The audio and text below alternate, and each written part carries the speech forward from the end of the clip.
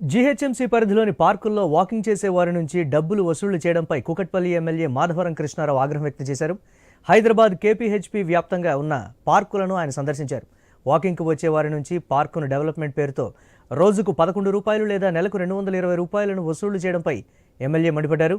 KPHB కాలనీలోని Malaysian township వెనుక స్థలాన్ని 2.5 కోట్లతో అభివృద్ధి చేసి ఇప్పుడు ఆ డబ్బును వసూళ్లు చేయడం దారుణమని కాంగ్రెస్ ప్రభుత్వంపై ఆగ్రహం వ్యక్తం చేశారు. బీఆర్ఎస్ పాలనలో గ్రౌండ్లను, పార్కులను అభివృద్ధి చేస్తే కాంగ్రెస్ హయాంలో స్థలాలను అమ్ముకుంటున్నారని ఎమ్మెల్యే ఆరోపించారు.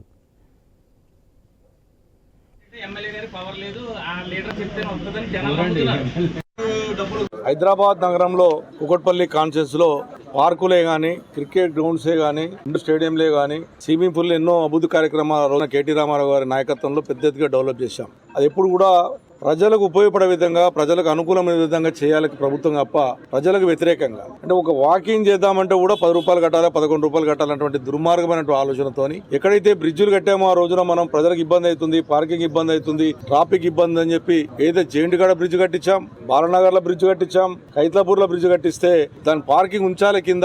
ఇక్కడ చూస్తే నేను ఒక క్రికెట్ గ్రౌండ్ ఇక్కడ ఉన్నటువంటి మలేషియా టౌన్స్ ఇవన్నీ 1 సీటు వాళ్ళందరూ కూడా ఉన్నటువంటి లోదా వాళ్ళు ఇది ఒక వాకింగ్ కావాలి, ఒక క్రికెట్ ఆడుతూ ఉన్నారు, మాకు దెబ్బలు తగులుతూ ఉన్నాయంటే ఆ రోజున హైకోర్టు ఆర్డర్ ఇచ్చింది ఇక్కడ క్రికెట్ గ్రౌండ్ కట్టమని చెప్తే హైకోర్టు ఆదేశం ప్రకారం క్రికెట్ గ్రౌండ్ పెట్టించి సుమారుగా 2-3 కోట్లు ఖర్చు పెట్టి అలా లోపల వాకింగ్ చేస్తూ ఉంటాయి. దగ్గర 11 రూపాయలు దాన్ని టెండర్ పెట్టడం. హైదరాబాద్ నగరంలో